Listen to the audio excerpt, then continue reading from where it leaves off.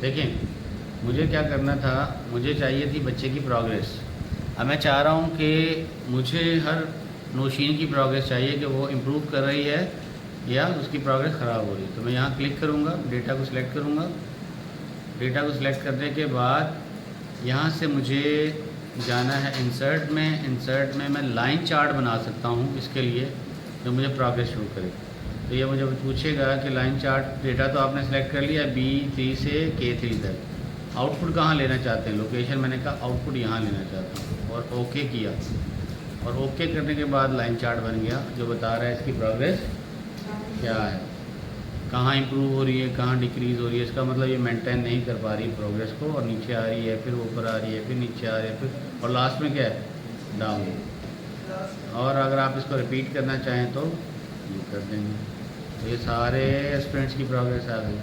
तो you can draw line chart, you can draw column chart जो आपको चाहिए। कलर चेंज कर सकते हैं, यहाँ पे मार्कर कलर यूज़ कर सकते हैं। लो एंड और लो पॉइंट को आप हाईलाइट करें, लोएस्ट पॉइंट क्या है, पॉइंट बता रहा है लोएस्ट क्या है, लोएस्ट पॉइंट पता लग रहा है ना। इसका लोएस्ट पॉइंट यहाँ है, आखिर में जाके माठा हो गया है ना। ये शुरू में कमज़ोर था लेकिन इसने इम्प्रूव किया, तो इसको क्या देंगे, शाबाश। इसको तो डांट पिलाएंगे ना कि पहले सही था और लास्ट में प्रोग्रेस ख़राब हो गई। सेम वे में इसका, सेम वे में इसका ये दरमियान में बिल्कुल लो पे आ गया था लेकिन इम्प्रूव किया। तो you can draw line chart, you can draw bar chart, column chart, इस तरह से आप बना सकते हैं। ये देखो चेंज करेंगे, जस्ट क्लिक करेंगे, कॉलम चार्ट आ गया। और पॉइंटर क्या है, ग्रीन शो कर रहा है, मार्कर कलर में आ गया। स्पार्क लाइन में आप कलर यूज़ करें गोल्ड, एक स्पार्क लाइन का कलर है, ये मार्कर का कलर है। ठीक है जी, इस तरह से आप बना सकते हैं। इसी तरह से अगर आपके पास कोई बिज़नेस है, देयर इज़ ए बिज़नेस, और बिज़नेस में आप देख रहे हैं प्रॉफिट और लॉस। तो आप कह रहे हैं कि लेट्स सपोज हम कह रहे हैं हमारे पास क्या है, इनकम, ये इनकम हो गई और ये एक्सपेंसेस हो गए। अगर उसको कंपेयर करना है तो यूँ भी आप कंपेयर कर सकते हैं। लेट्स सपोज हमारी इनकम है 5000, एक्सपेंसेस हैं 6000। इनकम है 5000, एक्सपेंसेस हैं 3000। इनकम है 70,000 और एक्सपेंसेस हैं 50,000। इस तरह से अगर आपको डेटा को कंपेयर करना हो तब भी आप डेटा कंपेयर कर सकते हैं। सेलेक्ट करेंगे, इंसर्ट करेंगे और जाएंगे विन लॉस में, विन और लॉस में। डेटा का मैंने आउटपुट यहाँ सेलेक्ट किया, ओके किया। और ओके करने के बाद आप देख सकते हैं कि बिज़नेस में विन लॉस कैसे होता है। मिसाल के तौर पे अगर हम कहें कि ये एक्सपेंस की नहीं ले रहे, हम ये ले लेते हैं कि आपकी वैल्यू डाउन कब होती है। अगर आप लॉस में जाएंगे तो प्रॉफिट क्या है, माइनस में चला जाएगा। ठीक है, मतलब अगर मैं बोलूँ, अगर मैं कॉलम बनाऊँ इसका, यूँ कर लें, इंसर्ट कर लें, इंसर्ट किया मैंने कॉलम, इसको ले गया मैं यहाँ पे, और ये मेरा विन लॉस का है, विन और लॉस। कैसे निकालेंगे विन और लॉस? आप बोलेंगे जी जब इनकम से ज़्यादा एक्सपेंसेस हों तो क्या होगा, इनकम माइनस एक्सपेंसेस, क्या हुआ, प्रॉफिट हुआ, लॉस हुआ। यहाँ प्रॉफिट हो रहा है तो विन लॉस में आप वैल्यू बताएंगे कि कहाँ पर आपको प्रॉफिट हो रहा है, कहाँ पे लॉस हो रहा है। तो आप प्रॉफिट और लॉस का कॉलम बना लें। इस तरह में अगर आप डेटा देंगे कि यूँ कह लेंगे ये प्रॉफिट है और ये लॉस है, और आप डेटा को सिलेक्ट करें और इंसर्ट करेंगे, जाके बोलेंगे मुझे चाहिए क्या, विन लॉस का टेबल। आउटपुट लोकेशन आप बोले मुझे यहाँ चाहिए, इन दो कॉलम का चाहिए। तो यहाँ प्रॉफिट अगर 500 है, ये प्रॉफिट आ गया, और लॉस -1000 है, ये लॉस आ गया। प्रॉफिट 200 है और लॉस -20 है, और इसको आपने नीचे खींच देना है। ठीक है, आ रहा है, तो ये बता रहा है। और अगर आप कहते हैं कि जी 5000 का प्रॉफिट हुआ और लॉस नहीं हुआ, माइनस में वैल्यू कोई नहीं है, ज़ीरो है, तो ये प्रॉफिट दिखा रहा है, लॉस नहीं है। अगर लॉस बताएंगे, लॉस होगा किसमें, माइनस में, तो ड्रॉ हो जाएगा। तो आप इस तरह से कंपेयर कर सकते हैं कहाँ पर सिर्फ प्रॉफिट है, कहाँ पे लॉस है, सिर्फ कहाँ पे सिर्फ लॉस है। तो ये विल लॉस का कॉलम है, सिंपल, और एक ही कॉलम में आता है, ये कॉलम वैल्यू है, ये चार्ट वार्ट नहीं है। या बड़ी डेटा शीट पे हर एक लाइन को कंपेयर कर सकते हैं अलग अलग। अगर आपके पास हज़ारों की तादाद में यहाँ पे रोज़ हों, तो आपने क्या करना है, हर एक का अलग कंपेरिजन यहाँ पे देख सकते हैं। सिर्फ आपने क्या करना है, इंसर्ट करना है। दो चीज़ें चाहिए होती हैं इसके लिए, एक इनपुट, दूसरा आउटपुट। तो जैसे हमने यहाँ पे क्या किया, बच्चों का इनपुट क्या दिया, मार्क्स, और आउटपुट क्या दिया, उनकी प्रोग्रेस, कहाँ पे हमें प्रोग्रेस शो करनी है। तो ये कॉलम और लाइन के लिए है। और अगर पॉजिटिव और नेगेटिव वैल्यू का कंपेयर करना हो तो इसके लिए विन लॉस है, पॉजिटिव और नेगेटिव वैल्यू का। वो हम प्रॉफिट और लॉस को कर सकते हैं, इनकम और एक्सपेंसेस को कर सकते हैं, उसका कंपैरिजन कर सकते हैं। और ये आपका था, इसको कहते हैं टेब को स्पार्क लाइंस। स्पार्क लाइन क्यों, कि हर कॉलम की, हर लाइन की ये अलग से कंपैरिजन करके देती है। बाकी चीज़ें हम कर चुके हैं। इक्वेशंस हम उसमें करके आ गए थे, वर्ड में इक्वेशंस हैं इंसर्ट के अंदर, और हमारे पास सिंबल्स हैं, सिंबल्स भी हम यूज़ करके आए थे। यहाँ भी हम यूज़ कर सकते हैं, ये सिंबल उठाएं और इंसर्ट कर लें, ये सिंबल इंसर्ट हो जाएंगी। ये इंसर्ट हो गई, सिंबल को आप बड़ा कर सकते हैं, छोटा कर सकते हैं, जहाँ पे डालना चाहें सिंबल ये डाल सकते हैं। ये सारी सपोर्ट यहाँ पर भी है, लेकिन ये एज एन इमेज होगी, कॉलम की वैल्यू नहीं होगी, क्या होगी, इमेज के तौर पर। इसी तरह से इक्वेशन भी अगर आप डालेंगे तो इक्वेशन क्या होगी, एज एन इमेज होगी। अगर मैं रेडिकल का फार्मूला डालूँगा यहाँ पे जाके, तो ये आ गया, ये एज ए इमेज होगा। ठीक है, कहीं भी आप इसको ड्रैग एंड ड्रॉप कर सकते हैं, एग्जीक्यूट नहीं होगा ये। हाँ, यानी ये तो लिखने के लिए है ना, दिखाने के लिए। एग्जीक्यूट करना है तो एग्जीक्यूशन के लिए हमारे पास फिर ये होगा कि आप शीट में जाके फार्मूला लिखें इसका फार्मूला। हाँ जी, लिखें, चले जी लिखें, बच्चों की फरमाइश पे हम इसका फार्मूला बनाते हैं। ये हमारे पास ए है, ये हमारे पास बी है, और ये हमारे पास सी है। तीन वेरिएबल है इसके अंदर, ए बी, ऐसे ही है, तीन वेरिएबल है। तो मैं इस फार्मूले का आउटपुट चाह रहा हूँ, कहाँ पे, इस सेल में। ये मेरे पास वैल्यूज़ होंगी, ये मैं ले लेता हूँ इनको, और इसको जाके हम अभी करेंगे सेल फॉर्मेटिंग में। क्या सेल है ये, input cell, these are the, और ये क्या है, यहाँ पे क्या चाहिए मुझे, सेल में जाके बोलूँ, और ये क्या है, आउटपुट सेल। अब इस आउटपुट सेल में मुझे इसकी कैलकुलेशन लगाने के लिए ऐसे दिखाएंगे आप, अदरवाइज एक्सेल में ऐसे फार्मूला नहीं लिखा जा सकता। ये इक्वेशन में जाके आप लिख सकते हैं। कैलकुलेट करने के लिए आप ये कर सकते हैं कि यहाँ पे लिखेंगे इक्वल टू, अब और से देखिए, मैं कैलकुलेट करना सिखा रहा हूँ आपको, क्वाड्रेटिक इक्वेशन इसको कहते हैं हम, क्वाड्रेटिक इक्वेशन। तो इक्वल लगाएंगे, क्या हो रहा है हमारे पास, माइनस बी, तो हम कहते हैं बी की वैल्यू के साथ माइनस लगाएं पहले, और फिर लिख दें बी, माइनस बी आ गया। उसके बाद क्या है, माइनस प्लस बी, इसकी दो वैल्यू निकलेंगी, एक पॉजिटिव वाली, एक नेगेटिव वाली। तो पहले हम पॉजिटिव वाली बनाते हैं, इसको कहते हैं प्लस। प्लस के बाद आएगा क्या, स्क्वायर रूट, तो यहाँ लिखेंगे S Q R T. S Q R T क्या है, स्क्वायर रूट। इसके अंदर हमें नंबर देना है, तो इसमें बी स्क्वायर है, तो हम बोलेंगे एस क्यू स्क्वायर। और स्क्वायर को करने का आसान तरीका क्या है, B multiply with B, square हो गया ना, बी स्क्वायर लिखना है ना, B multiply with B, minus 4 A minus 4 into A1 into C. और डिवाइड कैसे हो रहा है, ये होल डिवाइड हो रहा है ये, सॉरी सी। और इसके बाद हम लिखेंगे यहाँ पे डिवाइड कैसे हो रहा है, 2 इंटू स्टारिक लगाएंगे पहले इनटू और ए को क्लिक कर देंगे। ये हो गया पॉजिटिव के लिए, ये पॉजिटिव के लिए हो गया। और ये यही सेम मैं कॉपी कर लूँ, पेस्ट कर लूँ और सिर्फ जाके यहाँ पे प्लस है, यहाँ पे माइनस कर लूँ। ये हो गया नेगेटिव के लिए। ये पॉजिटिव रूट, पॉजिटिव रूट और ये नेगेटिव,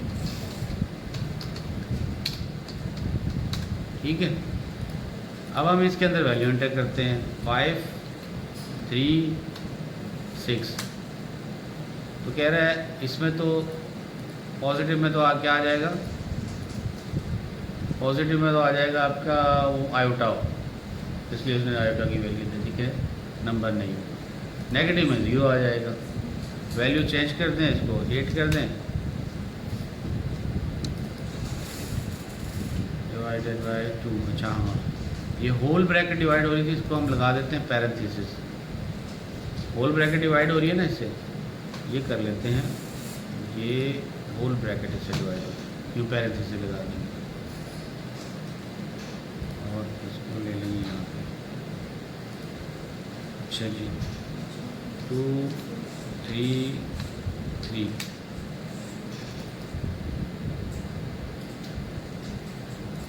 ये स्क्वायर रूट हो गया।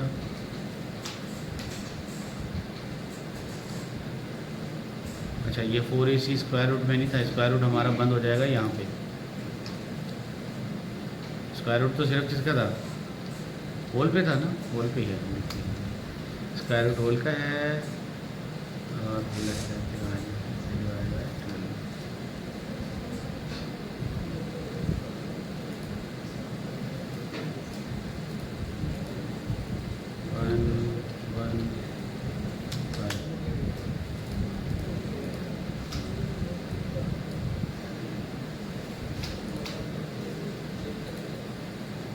Clear clear clear clear clear format, इसका भी कह रहे हैं क्लियर फॉर्मेट।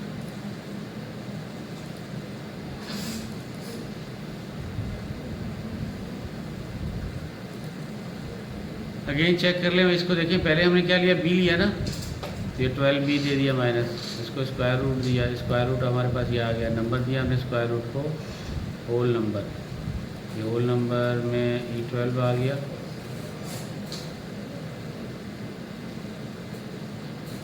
G12 आ गया, मल्टीप्लाई कर दिया और 4 से मल्टीप्लाई किया, ठीक है।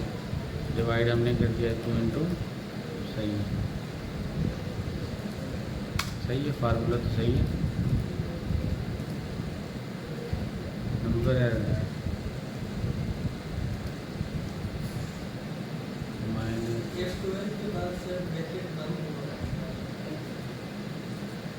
F12 के बाद जो ब्रैकेट है, हाँ नहीं, डिवाइड तो दोनों को कर रहा है ना, माइनस की साइन आ रही है ना, एक्सप्रेशन फुल नहीं होगा, सही कह रहे हैं, ब्रैकेट आएगा F12 और F12। इसको नेगेटिव करें,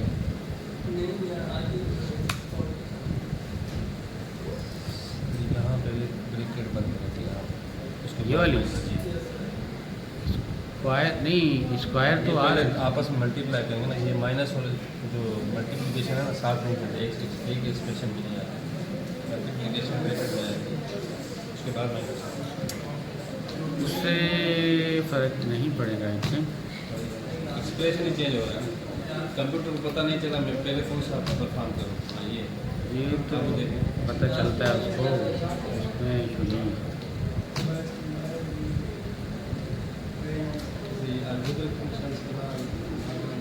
इसमें टाइम लग जाएगा, समय किसी को हमारे जैसे स्क्वायर रूट नंबर तो सही है, हाँ। शो कैलकुलेशन स्टेप दिखा देता हूँ, चलो मैं दिखा देता हूँ आपको लॉजिक क्या होता है। देखें सबसे पहले क्या कर रहा है, ये स्क्वायर रूट निकाल रहा है, हाँ ये स्क्वायर में 19 नंबर कैसे माइनस कैसे आ रहा है, तभी एरर आ रहा है। स्क्वायर रूट में आ रहा है 19, कैसे आएगा 19, 19 कैसे ले रहे हैं? तभी तो मसला आ रहा है। 19 कैसे आ रहा है?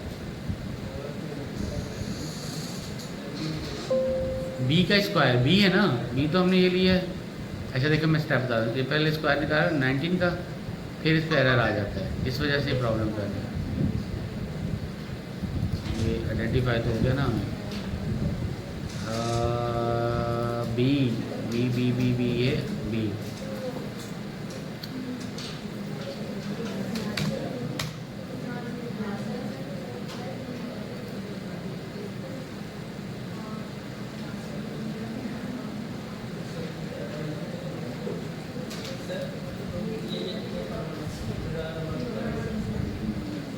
हाँ बताओ कहाँ पे क्या मिस्टेक है? हाँ ब्रैकेट ज़्यादा लगा दिए, ये लें ब्रैकेट कम कर दिए। स्क्वायर रूट की ब्रैकेट नहीं लगेगी, ये देखें ये हमने हटा दिया स्क्वायर रूट, ये माइनस कम कर दिया, ये ब्रैकेट भी हटा दी, ये भी हटा दिया, बस। हाँ लास्ट वाली भी हटा दें, ये वाली स्क्वायर रूट में तो आएगी ना यार, ये तो आएगी, इसमें तो कोई इशू नहीं है। हाँ बोले।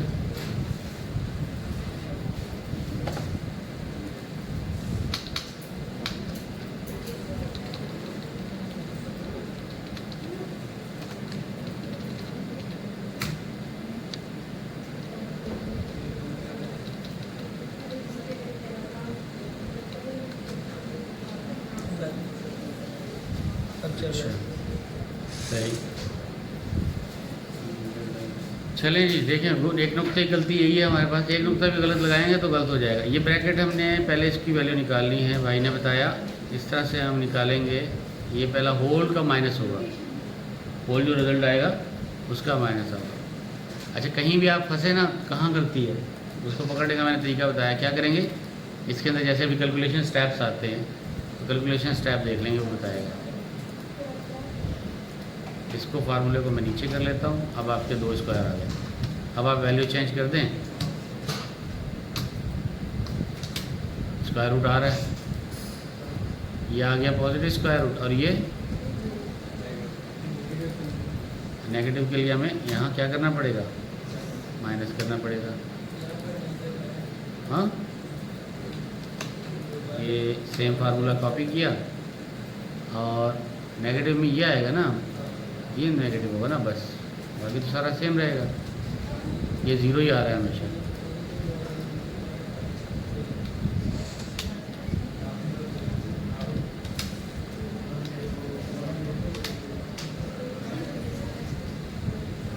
ठीक है, ये स्क्वायर रूट तो निकल रहा है।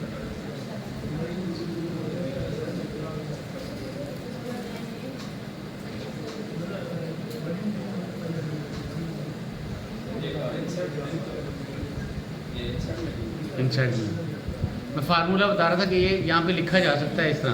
कैलकुलेट करने के लिए आपको क्या करना पड़ेगा, इक्वेशंस यूज़ करनी पड़ेगी, और वो इक्वेशन लॉजिक पर डिपेंड करता है कि आप क्या क्या यूज़ करेंगे। स्क्वायर रूट निकाला हमने, ये नेगेटिव नंबर है, माइनस करेंगे इसके साथ, तो ये होल पे माइनस, ये होल पे माइनस होगा भाई, ये सारा कैलकुलेट होगा पहले।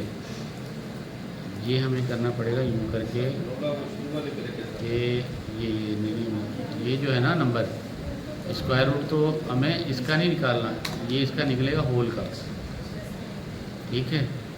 और होल का निकलने के बाद फिर ये ब्रैकेट क्लोज होगी यहाँ पे।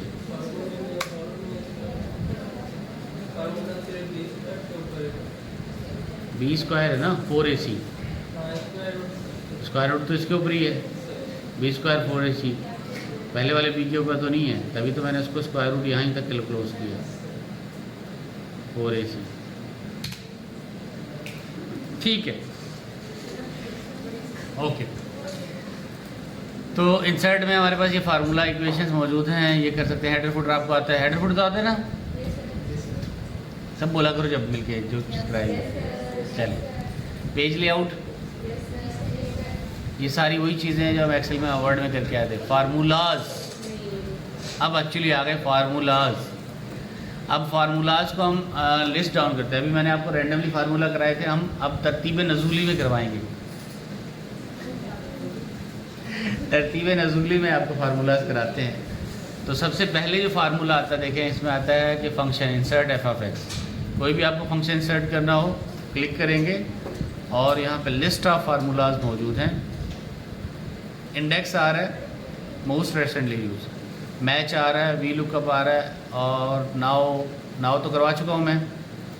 नाउ क्लिक करेंगे तो क्या बताएगा ये, इस वक्त का डेट एंड टाइम। तो ये फार्मूला इंसर्ट फंक्शन से आता है। ईयर पे क्लिक करेंगे तो क्या देगा आपको, सीरियल नंबर अगर आप दें तो सही है, नहीं तो क्या करेगा, पास करेंगे इसके अंदर। सीरियल नंबर आप दें, कौन से सीरियल नंबर से दे रहे हैं ईयर, तो इनिशियली आप दे देंगे और ईयर आपका जनरेट करेगा। अगर मैं सीरियल नंबर दे दूं तो अब मैं आपको बता दूं, आपको थोड़ा सा ट्रिकी चीज़ है। कंप्यूटर के अंदर जो डेट है वो स्टोर होती है इंटीजर की फॉर्म में, मतलब एक नंबर की फॉर्म में, और वो नंबर क्या है, वो नंबर है 1900 से ले के जितने दिन हुए हैं उतने दिन को शो करना है आपने। 365 का दिन होता है ना, और साल होता है, तो अगर 2 दफ़ा 365 लिखेंगे तो कितना हो गया, 2 साल। तो अब मुझे यहाँ नंबर देना है, सीरियल नंबर, ठीक है। सीरियल नंबर दूंगा मैं यहाँ पे, जैसे कौन सा साल है, 2004, तो क्या आ गया 1905। कैसे आया 2004 से 1905, अभी तो मैंने बताया आपको 1900, पूरा 1900 पहला दिन है, 1 जनवरी 1900 पहला दिन है। अब जितने नंबर इंटर करेंगे तो वो दिन काउंट करता जाएगा। चलिए ऐसा करते हैं, अगर मैं लिखूं 5, क्या आएगा 1900, ऐसे समझ में आ जाएगा। अगर मैं इसके अंदर लिखूंगा 50 क्या होगा, 20 दिन, 30 दिन का एक महीना, 30 दिन, एक महीना कितने दिन का है, 30 दिन का, जनवरी 31 दिन का। तो अगर मैं कहूँगा 50 दिन ईयर में कन्वर्ट करूँ तो 50 दिन बराबर होंगे 1900 ही। साल में क्या आएंगे 1900 ही। साल कितने का आता है, 365 दिन का, ईयर निकालना है। तो अगर मैं बोलूँ 400 दिन तो 1901 आ जाएगा। 365 का तो 19 है ना, 1901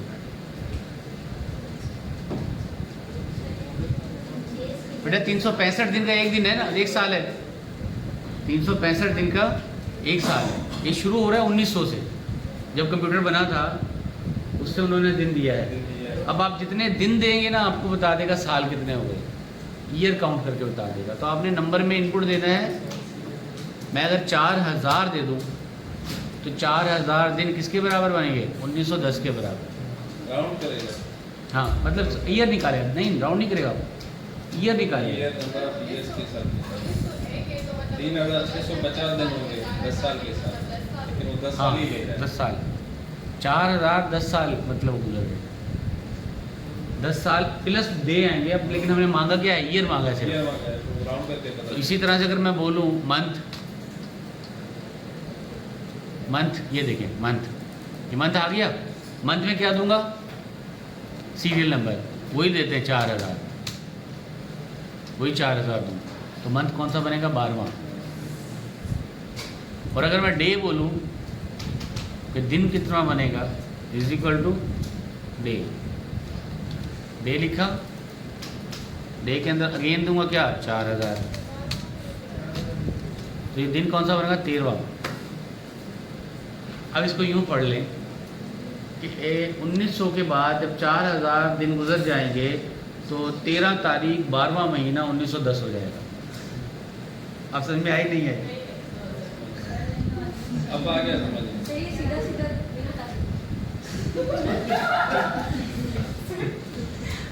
मैं असल में ये समझाना चाह रहा था आपको कि कंप्यूटर जो है वो डेट को स्टोर कैसे करता है। कंप्यूटर डेट को स्टोर कैसे करता है। मिसाल के तौर पे कोई ट्रांजैक्शन है आपके पास, यूँ ले, आपका दिन था पहला, फिर दूसरा दिन, फिर तीसरा दिन, और इस तरह से आपके दिन चलते गए। ऐसे ही है। ऐसे करते करते आपके दिन हो गए 5660, 5600। कौन सा दिन है? 5600। अब इससे आपने डेट कैलकुलेट करनी है कि डेट क्या होगी उस दिन। क्लियर? डेट क्या होगी, कैसे निकालेंगे डेट? आप लिखेंगे day is equal to day, input दे दिया आपने ये, इज इक्वल टू दिया मंथ, इनपुट दे दिया ये नंबर, इज इक्वल टू दिया ईयर, इनपुट दे दिया आपने ये नंबर। ये बना 1 मई, 5 मई। ये अपने डेट निकाला था ना, हाँ डे है 1 मई 1995। यानी 5600 दिन जिस दिन होंगे ना 1900 के बाद, उस दिन तारीख ये बनेगी। वही ऐसे ही तभी तो समझा रहा हूँ, उसकी लॉजिक आपको समझ में आए कि वो कैसे बना रहा होता है। 5600 दिन है। 1900 साल, जो 1900 साल शुरू हुआ ना पहला, उसकी 1 जनवरी 1900 से जब दिन काउंट करना शुरू किए, 5600 दिनों के बाद जो तारीख बनेगी वो ये बनेगी। तो इसी तरह से अगर मैं बोलूं कि इसको ले लेते हैं 60,000। 60,000, अब देखें 1900 के साथ 60,000 दिन गुजरे जिसके, उसकी तारीख क्या हो गई? 8 अप्रैल 2064। तो अगर मैं बोलूं आज 1900 से लेके आज तक कितने दिन गुजरे हैं, तो you can calculate in this way. आ गए? अब देखें, अब 60,000 दिन जब गुजर जाएंगे तो कितने बन जाएंगे? 3542 आ जाएगा साल। साल कौन सा हो जाएगा? अब जैसे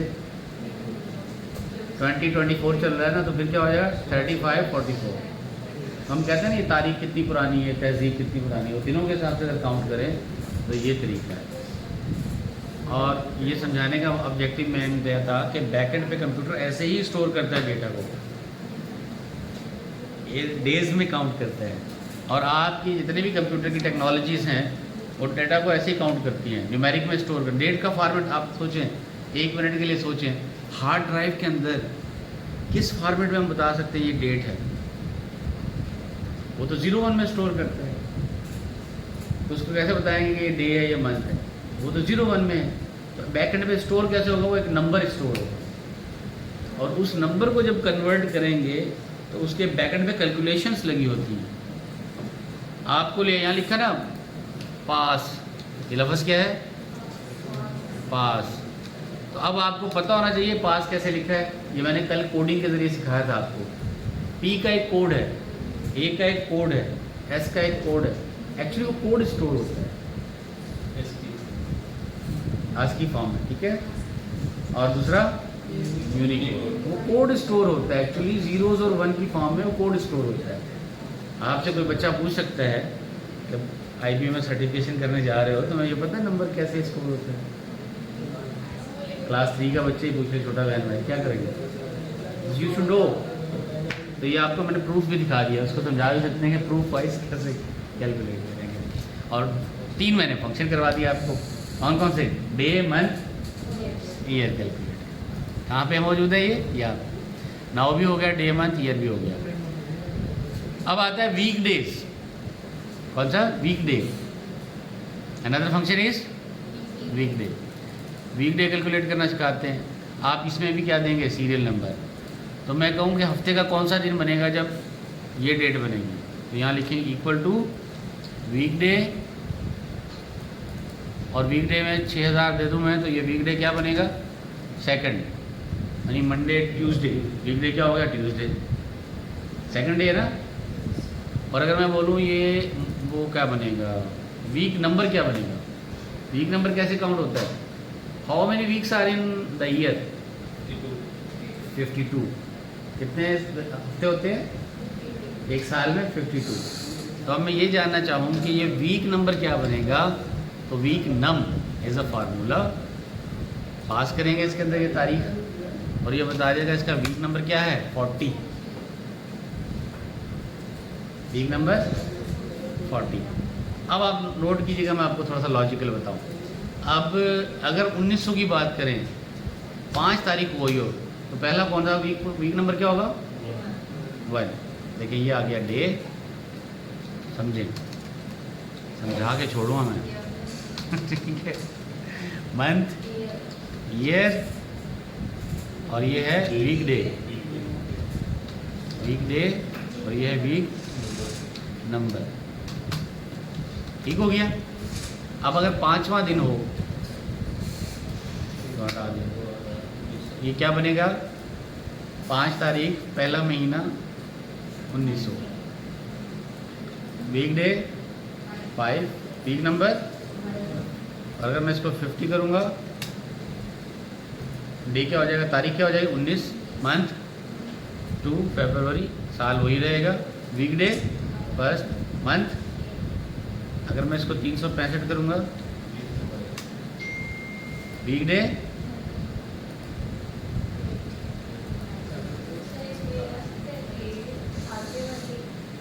एक दिन ज़्यादा होगा, 52 राउंड ऑफ करते हैं, ठीक है।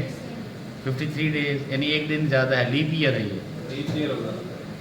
अगर हम इसको करेंगे 64 66 करेंगे तो अब देखें आपका 66 जैसे ही मैंने किया वीक डे चेंज हो गया, 31 आ गई डेट, लीप ईयर है 65 66 है इसके अंदर, प्रूफ कर दिया मैंने कि ये कौन सा है लीप ईयर है। इसमें 200 365 ही है, 366 दिन है। इसका आखिरी दिन कौन सा है 366, 377 पे जाएंगे तो आपका साल चेंज हो 1901 हो गया। क्लियर, बात में आ गई नहीं आई। ओके सो ईयर फ्रैक्शन भी ले सकते हैं। Return year of the date and integer in the range of 1999 to 999। क्या नाम है इसका, ईयर फंक्शन। और ईयर फ्रैक्शन भी है हमारे पास। Return the year fraction representing the number of the whole days between the start date and end date, year fraction. ठीक है, मिसाल आप कहते हैं मेरी जो है डेट ऑफ बर्थ बताएं, किसी को दिन काउंट करता हूँ। हाँ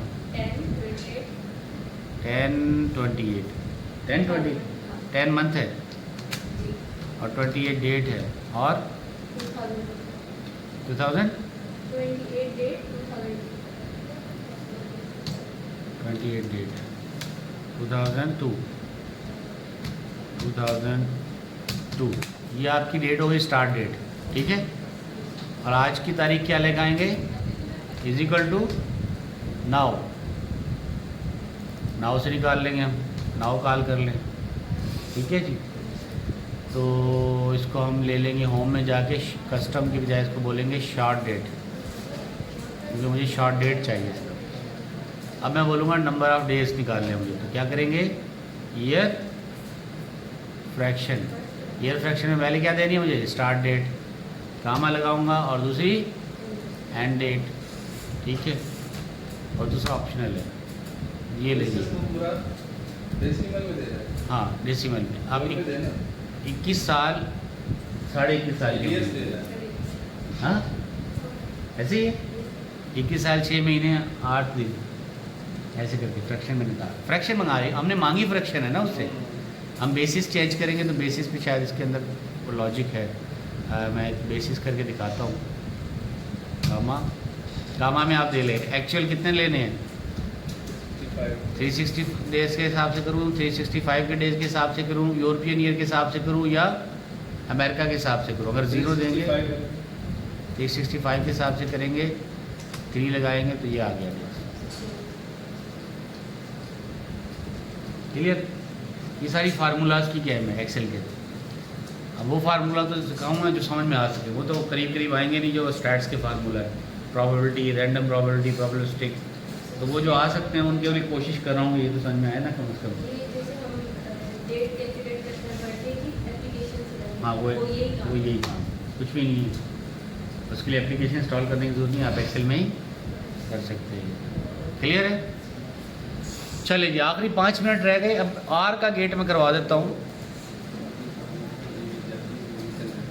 ईवी हाँ निकलने आप, मैं छोटी सी एक चीज़ सिखाऊंगा, वो सिर्फ आर वाली बात ना 11 में जाएगी ना, 3 मिनट में सिखाते हैं। अगर आपके पास जो है अगर डिस्ट्रिक्ट हो, सिटी, और ये है डिस्ट्रिक्ट,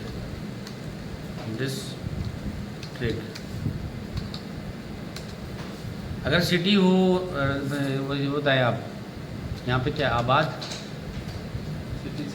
लेट्स सपोज मैं कहता हूँ आबाद, आरएफ बिल्डर,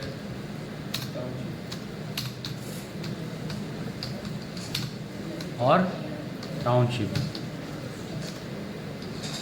अगर आपके पास वो एड्रेस के अंदर ये कॉलम आ रहे हो और मैंने आपसे डिस्ट्रिक्ट मंगवाना हो कि डिस्ट्रिक्ट क्या है, फार्मूला मैं इस तरह से सिखा रहा हूँ आपको, क्या मुझे मालूम क्या करना है जी,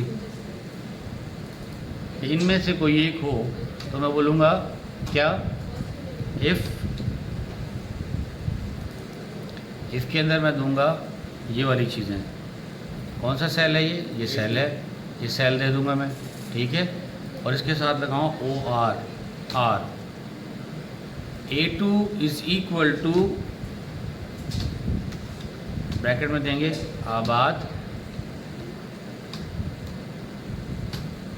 आरिफ, पूरा नहीं लिख रहा है, बच्चे को सर को जाना है, ठीक है, आरिफ, या आप निकलने वाले आरिफ, मैं कर सेंड कर दूंगा। जिन लोगों को ईवी में जाना है 11 बजे चले जाएं। किसने जाना और जाना है? जाएं।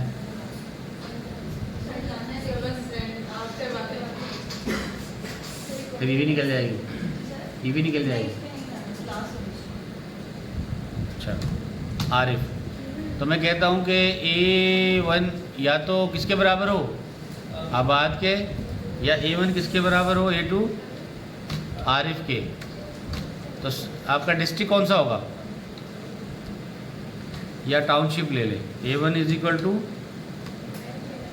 टाउनशिप,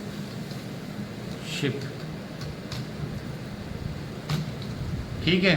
तो ये मैंने RR लगा दिया। इनका जो अगर रिजल्ट आएगा ट्रू, टाउनशिप का, मैंने टाउनशिप इसको लिख लेना है उसी स्पेलिंग में, जिस स्पेलिंग में मुझे वहाँ लिखना है, TOWNSHIP, शिप, टाउनशिप, और इज इक्वल टू आ जाए किसके, ट्रू। तो हम कहेंगे ये क्या है, शहर कौन सा है, ये डिस्ट्रिक्ट कौन सा है, ये सक्कर। और एल्स में अगर आप चाहें तो वो आप दूसरा लगा सकते हैं, जैसे हम बोल दें SBA, शहीद बेनज़ीराबाद, ठीक है। अदरवाइज़ कौन सा है, शहीद बेनज़ीराबाद। तो आबाद पे क्या आया, सक्कर। अगर मैं यहाँ लिख दूँ टाउनशिप सक्कर, अगर मैं यहाँ लिख दूँ मेहरापुर, शहीद बेनज़ीराबाद, मेहरापुर शहीद बेनज़ीराबाद में है ना डिवीज़न, इस तरह से लॉजिक बना सकते हैं। हाँ नहीं, डिवीज़न, ज़िला तो नुशरफ फिरोज़ है, लेकिन मैंने बनाया डिवीज़न, सॉरी डिस्ट्रिक्ट लिख दिया यहाँ पे। तो आप SBA की भी आने शरफ फिरोज़ लिख देंगे। इस तरह से आप चीज़ें चेक कर सकते हैं जी।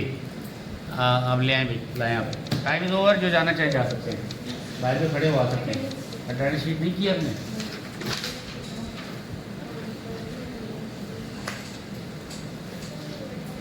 वर्ड की प्रैक्टिस कर ली ना आपने पीछे वाली, तो एक्सेल भी कर लिया, वर्ड का टेस्ट लूँगा मैं, जो पास होंगे उनको सर्टिफिकेट देंगे, और जो नहीं फेल होंगे उनको पिज़्ज़ा लाना पड़ेगा। आप पढ़ लें, आखिर पार्टी करेंगे ना, पिज़्ज़ा खिलाएंगे आप, फेल होने वालों से पैसे लेंगे।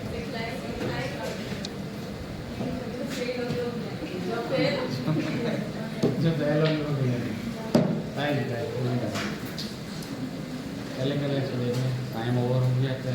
क्या क्या है इसमें? सर वो एक्सेल में मैं घर जाके पहले चार्ट बना रही थी ना, तो उसमें वो वर्जन नहीं कर रहा था।